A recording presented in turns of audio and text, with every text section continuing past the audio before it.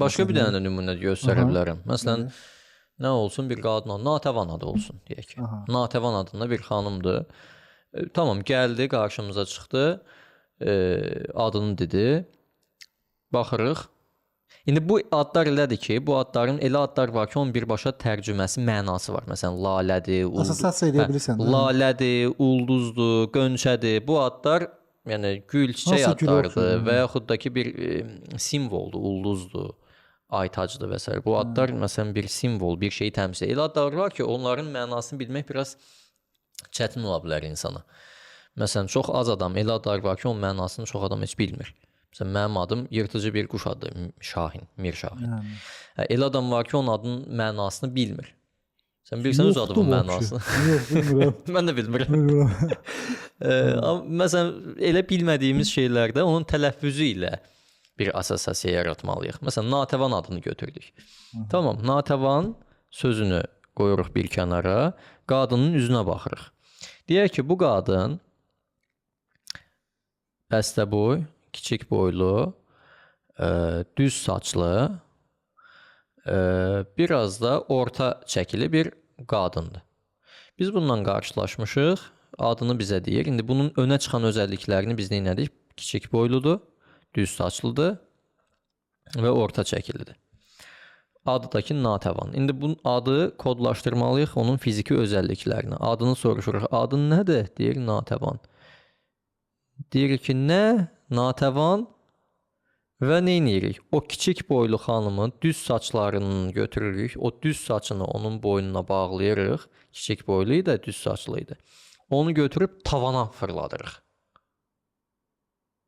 Nə? Natəvan. Nə? Tavan. Natəvan. Qəşəng saçıdır. Yəni beyin bunu tez fikirləşməyə də. Beyin bunu yadda saxlamaq üçün. Praktik eləyəndə tez fikirləşir. Elə bir insan yoxdur ki, onun beynində bənzədə biləcəyi bir şey olmasın. Natəvan. Nə? Tavan. Bu dəqiqə götürürük. Məsələn, hətta belə təsəvvür eləyə bilərik ki, deyir, hətta bizə xahiş eləyir ki, bax, mənim boyum balacadır, yuxarı çıxmalıyam, amma boyum çatmır, mənə kömək eləyə bilərsənmi? Deyir ki, nə? Tavan. Bu dəqiqə. Tuturuq saçından, o balaca boylu qadını atırıq göyə. Bu da sənə oldu Natəvan. Bax, deyək ki, burada hardasa assosiasiya var. Mənim adımda da assosiasiya var idi, Natəvanda da assosiasiya var idi. Bax, deyək ki, indi Hüseyn də bizim operator. Hüseyni hansı parametrinə görə sən yadına, nəyə görə yadda saxlaya bilərsən? İstənilən bir şey. Yəni fiziki özəlliklərinə baxırıq. Ondan sonra adı ilə də bir assosiasiya yaradırıq. Məsələn, Hüseyn adı tarixi bir şəxsiyyət adıdır. Ona görə onunla əlaqəni qurmaq asan ola bilər. Amma deyək ki, oradan getmədik. Bu adamla bağlı. Məhz bu adamla bağlı. Yox, o adamla da onun arasında bir bağlantı yaratmaq mümkündür. O tarixi şəxsiyyətlə də bir əlaqəni yaratmaq. Deyək ki, tarixi şəxsiyyət deyil. Tarixi şəxsiyyət deyil, tamam, adının özünü götürürük. Hüseyn sözünü hissələrə ayırırıq, hecalara ayırırıq. Hər hecanı özümüzə yüksək səslə deyirik. Və o heca bizdə baxırıq görək, öz dilimizdə bizim bənzədə bildiyimiz nəyə oxşuyur? Nə xatırladır? Məsəl üçün, bunu biraz deyəcəm, biraz çox absurd və gülməli olacaq və komik olacaq. Elə onlar yadda qalır. Elə onlar, əslində bunlar yadda qalır. Bizim də istədiyimiz şey də budur. Hüseyn bəy çox ağıllı bir oğlandır, çox ağıllıdır, çox mədənidir. Öz hərəkətlərinə nəzarət edən birisidir və onun geyim tərzi çox, belə deyək, alicənab bir geyim tərzindədir. Arıq, öz çəkisinə də nəzarət edən bir insandır. Və onun üçün ağıllı olmaq çox önəmli olduğuna görə, indi izləyicilər görmürlər, mən sadəcə fizik olaraq şəklini görsədərsiniz. Şəklini görsədə bilərsiniz? Görsədə bilərik. Tamam, şəklini görsədərsiniz. Məsələn, Hüseyn bəyin saqqalı da var, saçı azdır, düzdür. Bığı var, saqqalı var. Adətən baxanda bir alim, orta əsrlərdən qalmış bir alim tipajını bizə verə bilər. Hətta Avropalı bir alim, saqqalının forması da çünki ona oxşuyur. Və Hüseyn girir bir auditoriyaya, görür ki, auditoriyaya girən kimi auditoriyadakı insanların hamısı başlayır hü hü hü hü hü deyə səslər çıxartmağa.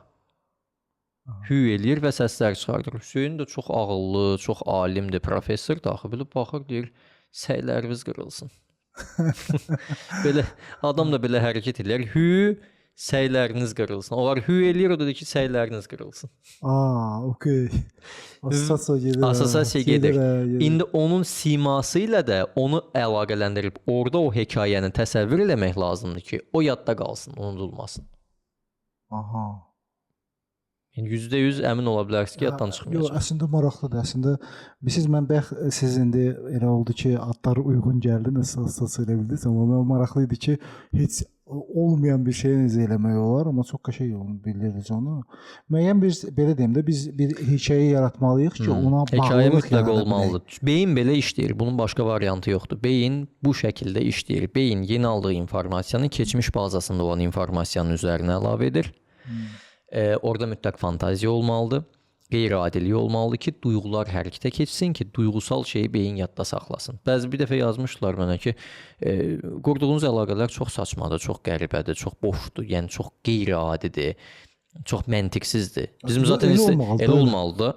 Elə o məntiqi şey yadda saxlamır da, çünki adi şeyi beyin yadda saxlamır. Elə bizim də məqsədimiz onu abartmaqdır, qeyri-adi bir hala salmaqdır ki, bizim yadımızda qalsın. Əslində o məntiqi axtarmağımız bizi gətirir bir belə deyim, bir tora salır bizi. Hər şeydə məntiq gözləyir. Məsələn, bunu zaten individual olaraq hər kəs özündə istifadə edəcək. Dil öyrənmədə də bunu istifadə edə bilərsiniz. Adda da bəli istifadə edə bilərsiniz. Çalışın ki, özdə sözləri bənzətmə formasında bir şey tapanda vulqar sözlərdən istifadə edəsiniz. Çünki beyin belə şeyləri yaxşı yadda saxlayır.